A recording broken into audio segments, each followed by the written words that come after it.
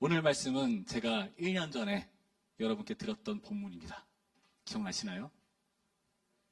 네? 네. 근데 그때 말씀보다 조금 더 심화해서 제가 전할 예정입니다. 왜 이 말씀을 전할까 하다가 오늘 성찬 예식도 있고 하니까 이 말씀을 조금 더 심화해서 전하는 게 좋겠다. 그리고 우리가 총회도 있잖아요. 여러 가지 주제들, 여러 가지 우리 형편들을 생각할 때에 필요한 말씀이겠다 싶어서 본문을 정해봤습니다. 여러분 제가 하는 말의 공통점을 찾아보세요.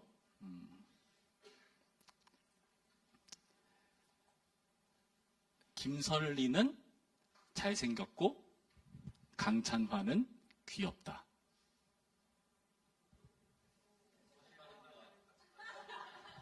자, A는 김선리는 잘생겼다고요. B는 강찬화는 귀엽다예요. 자, 그럼 이 둘의 관계는 뭘까요? 대조인가요? 심화인가요? 같은 의미인가요? 이렇게 둘을 인정할 수 없겠지만은 비슷한 것을 이렇게 마주 평행하게 둔 것을 평행법이라고 해요. 제가 예를 잘못 든 것 같아요. 성경에서 이런 평행법을 우리가 종종 볼 수 있습니다. 시편이라든지 다양한 시의 그러한 구조를 딴 그런 문맥들을 보면은 이런 평행법들이 많이 등장합니다. 그 내용은 A와 B가 같은 것을 표현한 걸 수도 있고, 때로는 맥락에 따라서 문맥에 따라서 전혀 반대되는 이야기를 하는 경우도 있고, 그리고 때로는 앞의 내용을 더 심화시켜서 확장시켜서 이야기하는 경우가 있습니다. 우리가 오늘 읽은 본문도 여러분 자세히 보시면 평행법이에요. 평행법입니다. 제가 작년에 이걸 설명드렸는데 기억하시는 분이 있는지 모르겠습니다. 기억해요? 자, 노래로 따지면은 오늘 우리가 읽은 본문에서 후렴에 해당되는 내용이 있어요. 그게 뭘까요? 15절에 이는 그를 믿는 자마다 영생을 얻게 하려 하심이니라. 16절에도 후렴에 나오죠? 어디 있죠? 이는 그를 믿는 자마다 멸망하지 않고 영생을 얻게 하려 하심이라. 이게 노래로 따지면 후렴이에요. 비슷하죠? 예, 비슷합니다. 그렇다면은 후렴이 있으면은 그 앞부분 서술하는 1절과 2절이 있을 겁니다. 그 1절과 2절은 평행관계예요. 자, 2절은 어디 나올까요? 16절의 앞부분에 나오겠죠. 그게 뭘까요?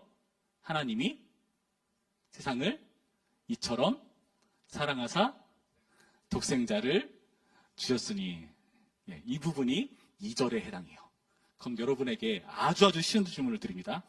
1절은 몇 절에 있을까요? 예, 14절 내용은 뭐죠? 함께 읽겠습니다. 14절 시작.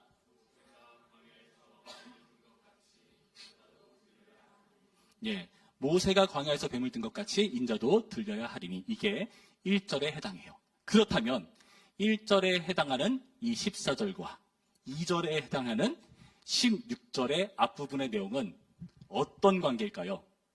대조? 심화? 평행? 예, 평행이죠. 대조는 아닌 것 같죠, 그렇죠? 대조는 아닌 것 같아요.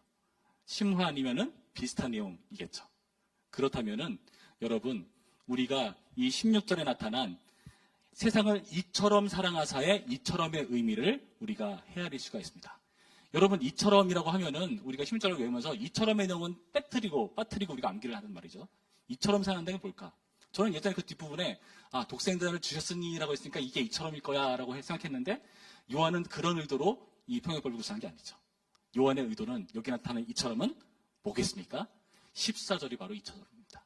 모세가 광야에서 뱀을 든 것 같이가 바로 이처럼에 해당하는 겁니다. 제가 너무 어려운 얘기를 했나요? 이 정도는 이해하시죠? 네, 좋습니다. 역시 청년부. 자, 이처럼 사랑하셨다는 것은 반복하겠습니다. 모세가 광야에서 뱀을 든 것 같이입니다. 그렇다면 하나님이 우리를 이처럼 사랑하신 것을 우리가 14절의 문구를 따와서 조금 살펴볼 필요가 있죠. 저는 오늘 이 얘기를 할 겁니다. 먼저 하나님께서 우리를 이처럼 사랑하셨다는 것은 광야에서 하는 사랑입니다. 광야에서. 여러분, 광야는 어떤 곳일까요? 안 가봐서 모르죠. 짐작하기로는 어떤 것입니까? 사막? 아니에요. 돌밭이라고 하더라고요, 거의.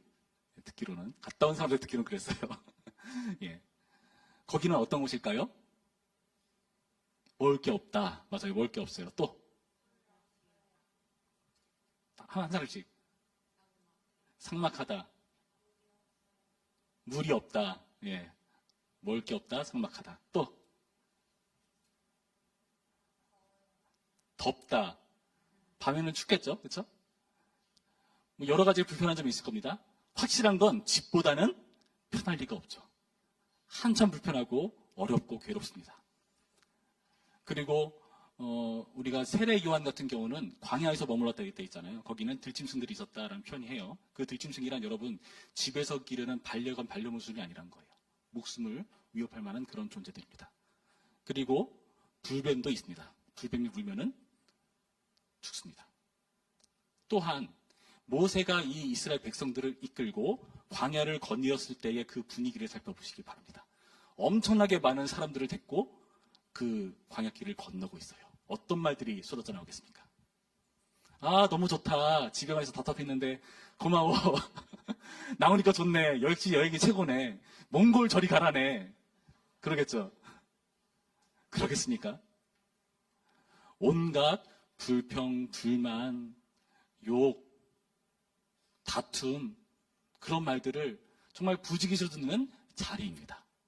여러분, 근데 이 광야에서 하는 게 바로 이처럼 사랑하는 겁니다. 여러분, 사랑은요, 편할 때 하는 걸로 알 수 없어요.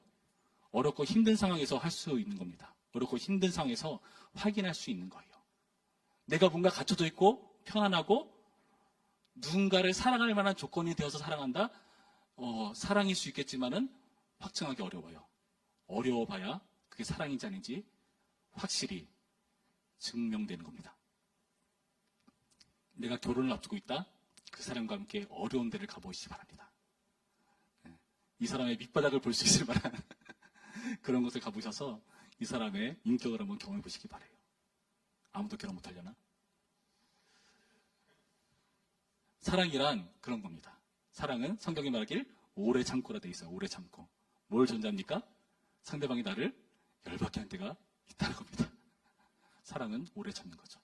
광야에서 한다는 것은, 광야에서 베푸신 사랑이라는 것은, 이처럼 사랑한다는 것은 우리가 정말 사랑받기 어려운 그런 환경과 상황 속에 있을 때 그곳에서 살아가는 것을 바로 하나님의 사랑이라고 밝혀주는 거예요.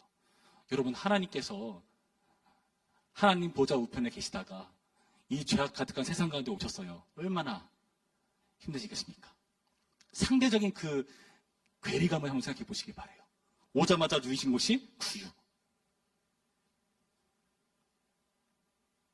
그리고 보는 것이란 여기저기 죄악들, 여러 가지 문제들, 그리고 예수님을 따르고 쫓는 것처럼 보였지만 결국에는 뒤돌아서고 등지고 모른 척하는 제자들과 사람들.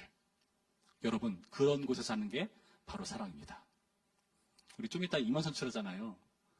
사랑하시는 기회를 여러분 얻기를 바랍니다. 누구야? 이름 적어놔야 돼. 여러분, 또 이처럼 사랑은 어떤 사랑일까요? 뭐로 되어 있죠? 모세가 광야에서 뱀을 든 것 같이. 뱀을 든 것 같이 하는 게 바로 이처럼 사랑입니다. 여러분, 뱀을 들었다는 것은 어떤 의미일까요? 제가 1년 전에 이 부분을 제가 여러분께 설명해 드렸는데, 민수기의 본문에 의하면 이스라엘 백성들이 하나님과 함께 광야의 여정을 걷는 동안 먹을 것이 없이 괴롭습니다. 여러 가지로 힘듭니다. 불편합니다. 그래서 하나님과 모세를 원망했다 표현합니다. 그래서 하나님께서 불뱀을 보내세요. 그 불뱀을 보내셔서 그들이 불려 죽어갑니다. 모세를 통해서 기도하게 하죠. 그랬더니 하나님께서 어떻게 하라? 노뱀을 만들어서 장대에 매달아 달아라. 그걸 보면 산다 말씀하시죠. 여러분, 노뱀을 만들어서 높이 드는 게 바로 이처럼 살아가는 겁니다. 여러분, 노뱀을 드는 목적이 뭘까요? 보는 사람들이 살아나도록 하기 위해서 만드는 게 바로 이 노뱀이죠. 그러면 생각해 보시기 바래요. 목적이 사람을 살리기 위한 게 목적이에요. 그럼 노뱀은 어떻게 될까요? 아무도 모르게 살짝 될까요? 모두가 볼 수 있도록 높이 들 겁니다. 많은 사람이 살아나도록 하기 위해서 높이 들 거예요. 여러분, 이처럼 살아난다는 것이 이렇게 높이 들려서 많은 사람들이 볼 수 있게 하는 게 바로 이처럼 사랑입니다. 여러분, 예수님의 사랑은요, 은은하지 않아요. 아무도 모르는 게 아닙니다. 누가 보더라도 알 수 있게 보이는 사랑입니다. 그게 바로 십자가입니다. 십자가는요, 누가 보더라도, 아, 십자가에 저분이 달셨구나. 저분이 누가 보더라도 죽는 자리에 있구나라는 것을 보여주는 거예요. 그분이 왜 십자가에 달렸죠? 신명기서에 의하면 나무에 달린 자는 저주를 받았다 표현하잖아요. 저주받는 오해를 받을 만큼 비참하고 괴로운 자리. 누가 보더라도 저 사람은 죄가 있어서 저기 달린 거야. 오해할 법한 그런 억울한 자리입니다. 거기에 모두가 볼 수 있도록 달리는 게 바로 십자가입니다. 여러분, 이처럼 사랑은요, 이렇게 모든 사람들이 오해하지만 분명히 볼 수 있게 그 자리에 있는 것, 그게 바로 이처럼 사랑입니다. 저는 여러분들이 이처럼 사랑을 회복하시길 바랍니다. 많은 사람들이요, 이런 경우들이 있어요. 뭔가 유익을 얻고 싶어요. 어딜 가든지. 그래서 그곳에서 유익을 느끼지 못한다? 뭔가 얻는 게 없다? 그럼 굳이 갈 필요 없죠. 실용적인 측면에서 그렇습니다. 못하러 갑니까? 시간 낭비지. 그런데요, 그런 유익을 얻기 위해서 마땅히 내가 감수해야 될 책임은 외면해요. 책임은 외면하되 나에게 주어질 수 있는 어떠한 권리가 있다고 판단되면은 그것을 얻고자 하죠. 그러나 권리는 책임이 따라야 되는 거죠. 우리는 책임을 외면하고 권리만 어려워해서 문제입니다. 여러분, 우리는요, 우리 청년부 안에 들어있는 소속되어 있는 회원들이에요. 여러분 중에 어떤 분은 아직은 아니지만은 대부분의 사람들은 정회원의 권리를 가졌습니다. 그렇죠? 그 권리를 가졌어요. 권리만 있을까요? 책임도 있습니다. 책임도 있습니다. 어떤 책임? 오늘은 총회 날이죠. 뭘 해야 되죠? 참석해가지고 과반수를 채우고자 하는 책임이 있어요. 예. 오늘 안 보인 친구들, 지난주에 보다가 뭘까 이거? 분명히 제가 보기에 사람이 적어요, 지금. 지난주보다 분명히 적어. 투표 날. 무슨 뜻일까요? 의심스럽습니다, 아주. 책임을 감당하는 게 바로 살아있는 것을 명심하시길 바라요. 보이는 자리에 여러분 있으시길 바랍니다. 보이는 자리에서 여러분 책임을 감당하는 게 사랑이에요. 누군가는 그 보이는 자리에 있는 여러분을 보고 힘을 얻습니다. 그리고 그걸 통해서 사랑을 느낍니다. 여러분, 저는 어린 시절에 아버지는 일찍 돌아가시고 어머니 손에서 이렇게 자랐죠. 근데 어머니는 집안의 경제적인 일을 하셔야 되니까 집안을 비우시고 밖에 나가서 일하는 게 아주 많았죠. 그러니까 집에 혼자 있을 때가 많습니다. 어느 날 학교에서 제가 그 전에 뭘 잘못 먹었는지 계속 토가 나오는 거예요. 그래서 안 되겠어가지고 선생님이 저를 집으로 일찍 귀가시켰습니다. 가는 도중에 저는 토를 하면서 집에 갔어요. 그리고 도착하니까 힘이 없더라고요. 계속 설사가 나오고 속옷은 다 버리고 여기저기 집안은 토와 토사물 바닥이 돼버립니다. 전화 걸 힘조차 없더라고요. 가까스로 가서 기어가가지고 전화에 손을 대서 우리 어머니 일하시는 시계방 5775 그 당시 돌리는 번 전화기였어요. 돌려가 전화를. 엄마 나 힘들어 하고 뛰어오시더라고요. 그 먼 데서. 그리고 저를 업고 병원에 가서 저를 치료하셨습니다. 그때 되게 민망했던 게 설사를 하도 많이 하니까 팬티를 다 지저분해진 거예요. 그래서 어머니가 어떻게 하셨냐, 누가 팬티를 저한테 입혔어. 나는 그때 뭐가 스트레스였냐면은 병원 가서 분명 간호사가 내 바지를 깔 텐데 이게 너무 창피하더라고요. 근데 어머니한테 그게 중요하지 않죠. 나중에 알고 보니까 식중독이었어요. 그렇게 해서 저는 그때 치료를 받았습니다. 저는 엄하게 자랐어요. 어머니한테 많이 혼나고 맞았습니다. 그때는 몰랐는데 그렇게 어머니께서 날 업고 병원에 가는 그 경험을 하고 나니까 알겠더라고요. 어머니가 나를 사랑하는구나. 여러분, 그것을 확인할 수 있겠더라고요. 여러분이 보이는 자리에 있는 것, 보이는 자리에서 여러분 역할을 감당하는 것은 누군가에겐 사랑입니다. 여러분이 그 자리에서 누군가는 힘을 얻어요. 이거 명심하시길 바래요.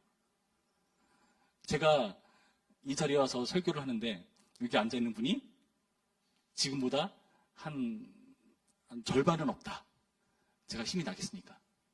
어쩔 수 없어요. 보여야 힘이 나요. 계속 신경 쓰이겠죠. 아, 그 친구 왜 안 왔지? 계속 신경 씁니다. 그래서 그날 설교를 망쳐요. 그러니까 내가 설교를 못한다. 그럼 그 사람 탓이에요.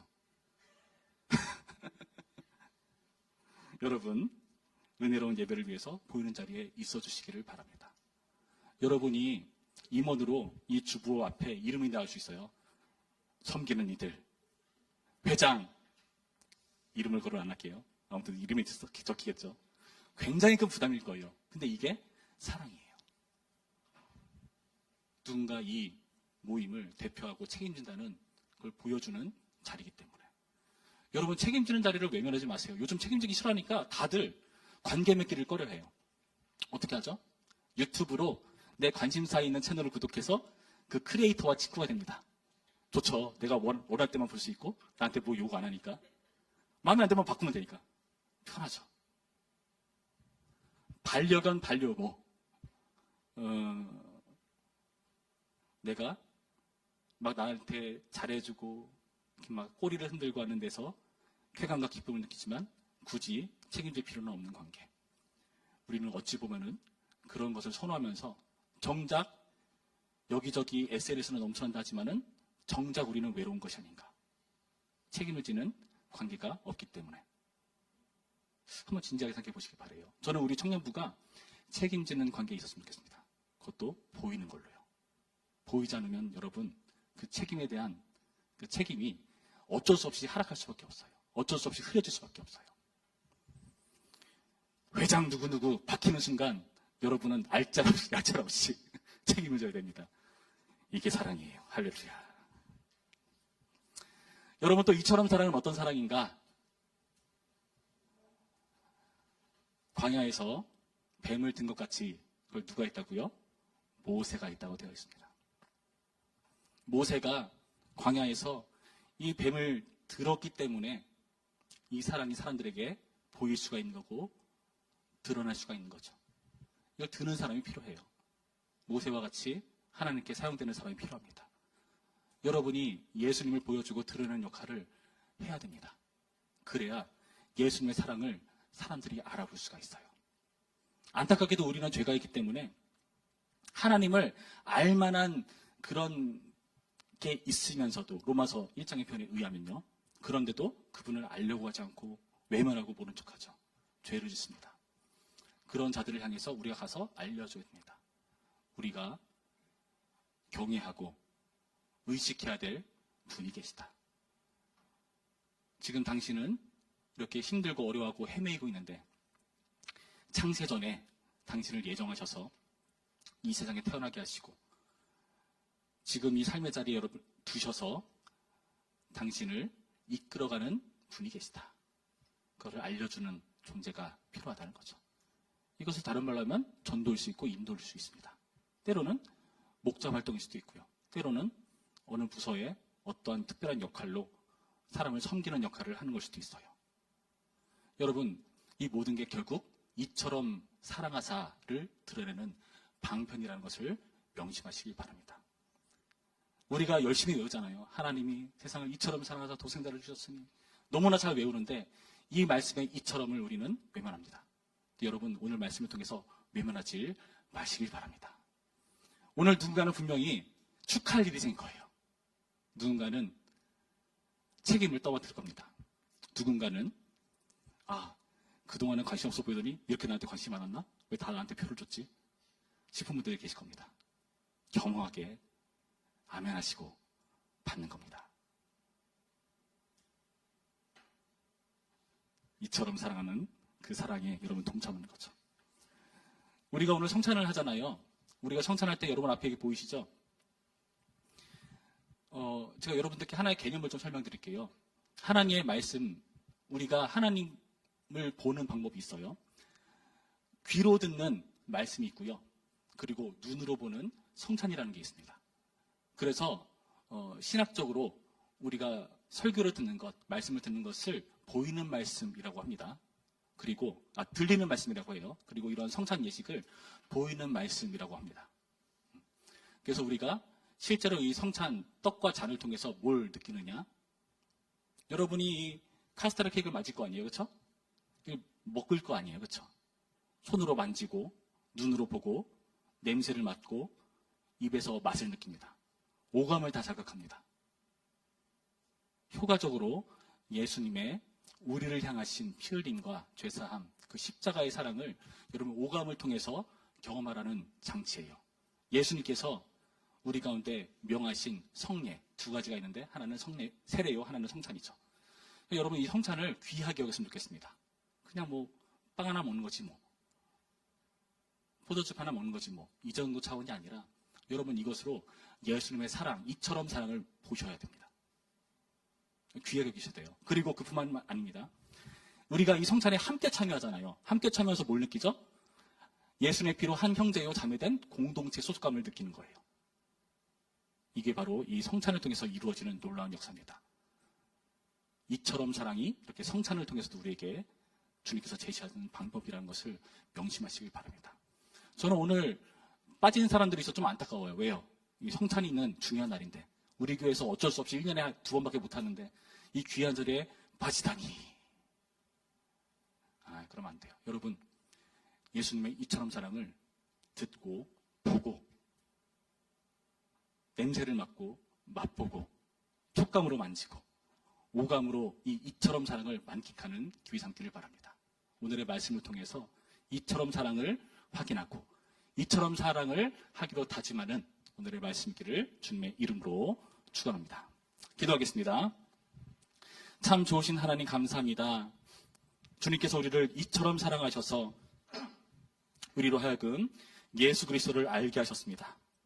단순한 피상적인 차원의 우리가 항상 듣던 우리를 사랑하신 하나님, 그 차원에서 벗어나길 원합니다. 우리가 오감을 통해서 체험하는 하나님을 원하며 그리고 그 권리를 누리면서 동시에 우리 또 이처럼 사랑에 동참하는 책임 또한 우리가 누릴 수 있도록 도와주시옵소서. 이제 성찬 예식을 거행하려고 합니다.